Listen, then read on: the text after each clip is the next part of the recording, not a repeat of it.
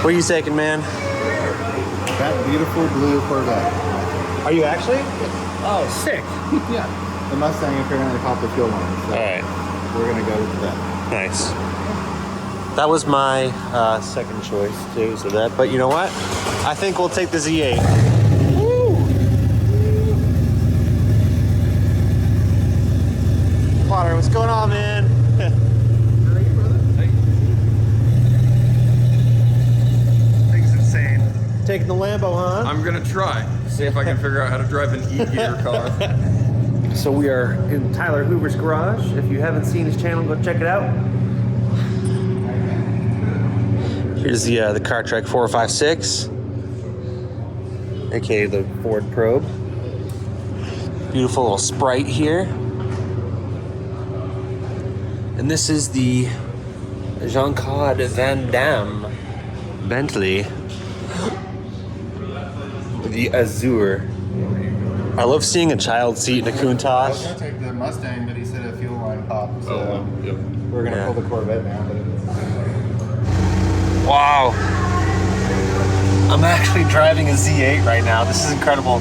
Thank you, Tyler. I appreciate this. If you want to know more about this Z8, click the pop-out banner at the top right of the screen here. Hoovie did a pretty detailed video on it. A very, very cool car, and they're going up way high in value right now. This has the M5 engine in there, because this is not the Alpina, and it is the 6-speed here. The exterior was actually designed by the same guy who did the Fisker Karma, and you can kind of see some of those styling cues. Battery's dead? No, actually, Brent's driving the Ferrari rather than the Corvette up there. It's just a little easier to pull out. 100,000-mile Ferrari.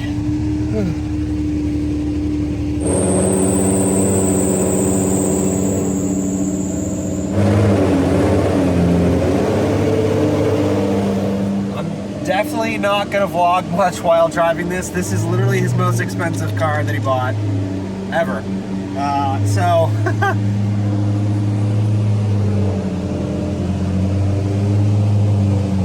this is insane. Tyler Potter's driving the Lambo. All right, I'm gonna follow Brent. We are officially driving a Bond car. This is crazy. Absolutely crazy. That thing has a Capristo exhaust on there. It sounds awesome.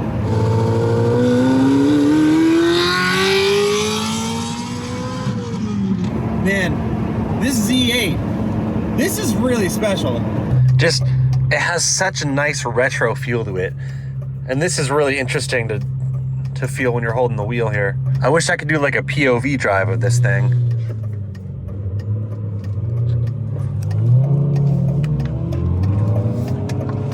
Oh boy.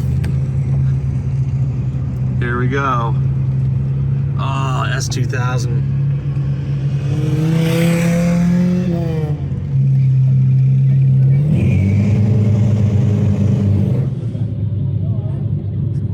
How's it drive, Tyler? It felt good. It was my first time driving an E-gear car, so I was nervous, didn't know what to expect, but it did things and it drove.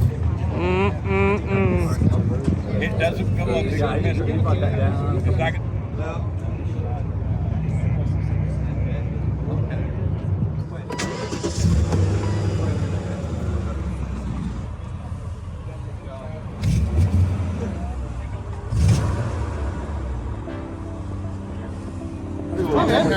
nice to see you. Yeah. Ah, I spy a lifted Cayenne.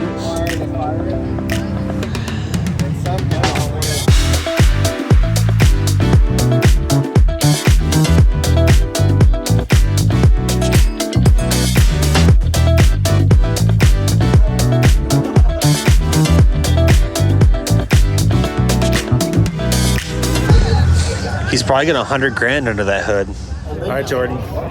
What'd you drive in here? I drove in Apollo 911. Apollo 911, which Yeah. is LS-swapped. It's LS-swapped, yes. You're familiar with LS-swaps? I'm familiar with LS-swaps. There's L's and S's in swaps, and I am familiar with both of those letters. Dude, I can't believe I drove a Z8 here. Well, do you want to switch on the way back? Drive Apollo? Yeah. Yeah, sure. Cool, because I don't... Can I say that I don't really like it? Oh, that's fine. I mean, it's not for everyone. Why do you not like it? It's just, it's good. It's fast.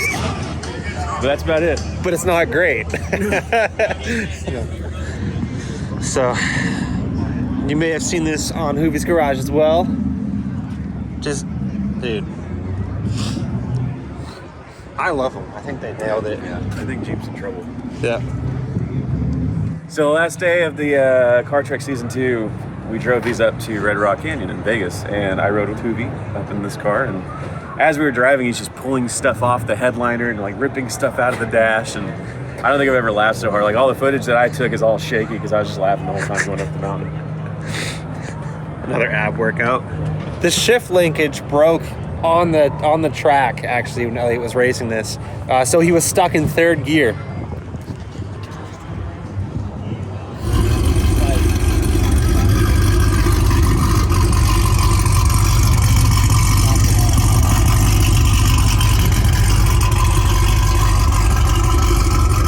Pretty good.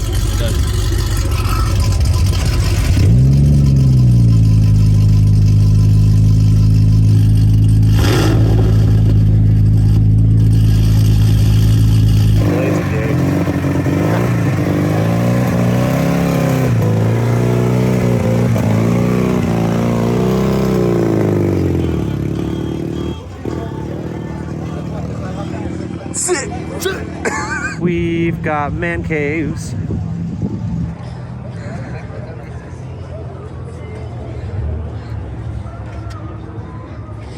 I've always loved these. I like this. Would you race it? I would drive it and just keep driving it. Got a Marauder. Those are going way up in value too. Are they really? Yeah. Got the Cobra engine in them. Is it? Yeah. Is it supercharged? Not supercharged. They're not, you know, super fast or anything. Got catfish. Got to do some noodling. I got it. I got a big one. Nice GTO. I'm not gonna lie, I kind of dig this wrap though. Just thinking something like this for the GTI. What the heck? What in the hell? What in the hell? They got a duck in that pool. You genuinely like those lugs? That is pretty sweet. All right, what's your favorite car here so far? Honestly, the Z8. Okay, so I'm driving the Z8 home. It drives, well, like an old BMW, but it has a very vintage feel to it, which is neat. Feels very connected to the throttle. So basically the exact opposite of Apollo. Really? Yeah. I'm excited. It feels like you're like a hamster clawing to get out of your cage in that car. Is that a metaphor? It is now. Sick. This is actually great. Great turnout. That's a good like mix of cars. Yeah, it is. You got the muscle row, imports scattered throughout, and then you got the Hoovie's Garage row. Jordan, well, what do you think of the Countach? I like the Countach. Yeah. It's very iconic. I have no interest in driving one. Don't meet your heroes. Yes. But I think it's probably one of the most iconic cars ever built.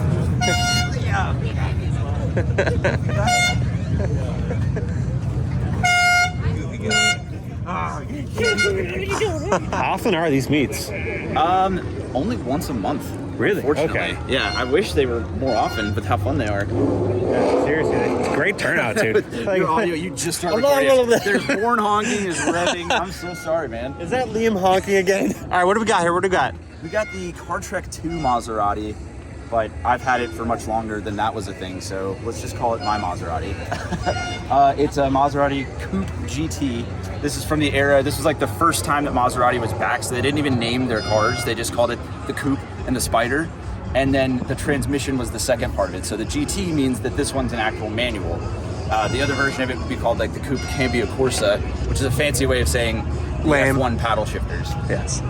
But they just didn't make that many in this exact configuration. Of course, this particular example was very high mileage and I guess a little rougher, which made it a perfect candidate for CarTrek 2. And then that's why Tavarish put the wheels in the wrap and made it wild. And the spoiler you don't often see on Maseratis. But it's kind of cool. But it is cool. It actually took a pretty bland looking exotic into, well, I mean, it looks like a race car. Now, I mean, even whether it is or isn't. I mean, you certainly used it as one. It's been on the track more than once, so I mean, say what you will. Yeah. It sounds amazing because it's more or less straight-ish piped.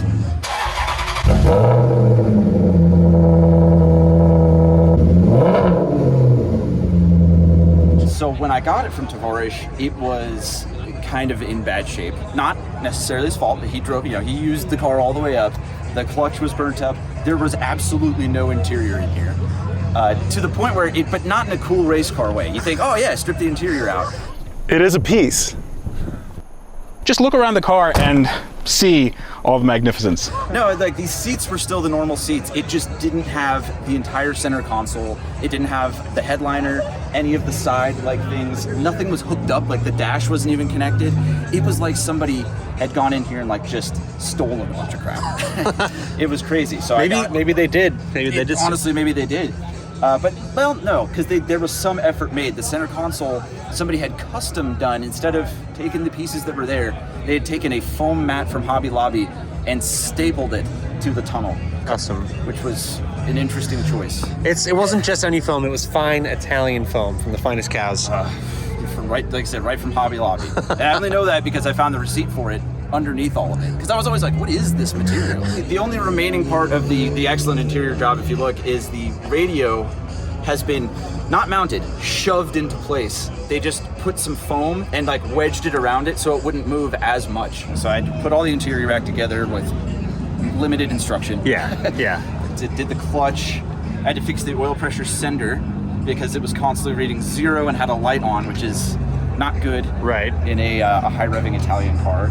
Originally the shift linkage just broke in this weird way and I was able to kind of see what happened. They don't make the bushing anymore, so I just kind of like zip tied it back together. It wasn't really a high stress piece.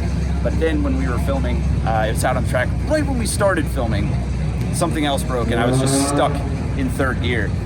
And it turns out it was some other pin that, like I said, fell out on the track, and of course that's not available either. One thing led to another, custom parts were made, and now it shifts and drives again. But awesome. Needless to say, I've been shifting it very gingerly ever since. Because now I'm so worried. It's like twice in a row something in the shifter has broken on this car. So Well, I'm ready to sell. I'll sell it to you. so this is the heart of the beast. Of course, if you see these online, it's supposed to be covered up like all the way around here with these beauty covers. Yeah. Now That's okay. they're kind of all broken off. That's But all right. now you can see more of the engine. Yeah. So. Got the nice Trident there. Yep. What is this thing redline at? It's like 8,700 RPMs or something like that. It's a very high revving motor. Of course, every Maserati guy in the world will tell you, oh, this is a Ferrari motor, this is a Ferrari motor. Because it kind of is, it shares a lot with the Ferrari 360 motor. Right. The difference being this is a cross-plane crank, which makes it kind of sound more like an American V8. Revs a little lower too. Right, and the flat plane crank in the 360, which is what makes it sound all high-pitched and whatever. Okay. But it's still very high revving. And that's kind of what my license plate's all about, is because every Maserati guy on the planet will go on and on and on about how this is basically a Ferrari. And I think it's okay to just own the fact that it is its own thing. Yeah. Maseratis are still cool. People are gonna go up to you like, oh, it's only a Maserati. But you can see there's certain other fancy things like the alternator is like in the valley of the motor. It's not like hanging off like some other accessory. Right. Well, that'd be a pain to change it. But yeah, though. you're gonna have to take some stuff off to get to that for sure. Same with the 4Runner that I got, like the starters in the valley, and of course makes it very difficult to change. Oh, and here you can see this is what color the car is underneath the wrap. Ah, it's kind of a like a burgundy. Yeah, it would not have been a very exciting looking car without all of this. A bit mundane. Pizzazz. It actually looks really cool now. I know. I actually love it. Yeah. And like I said, trust me, little kids everywhere are like, whoa, race cars. Oh yeah. Sick. Thanks, Elliott. You're the man.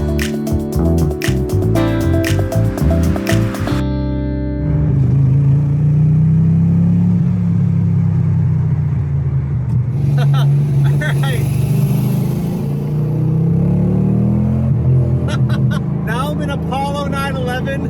man, this thing is... This is great. It handles awesome.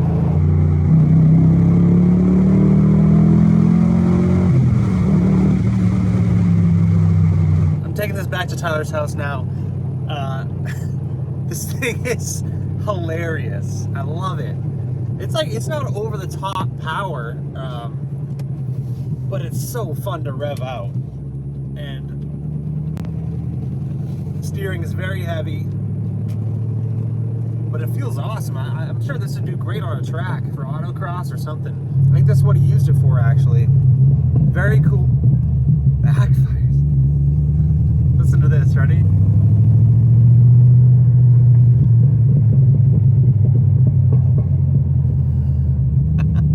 I had a great time at my first Wichita Cars and Coffee. Dude, this thing is hilarious. This is one of the best cars I've ever driven in my life. Yeah. I was in it, yeah. All right, guys, what did you think of your first Wichita Cars and Coffee? It was bigger than I expected. Yeah. Much bigger than I expected. It's a lot bigger than anyone expects. Big things. We like big things. Girthy. Nice and girthy. Okay, thank you guys for tuning in, and stay tuned for the Dicks next and episode. sausages. Subscribe and Stay smash tuned. that condom. All right, take care now. Bye-bye then.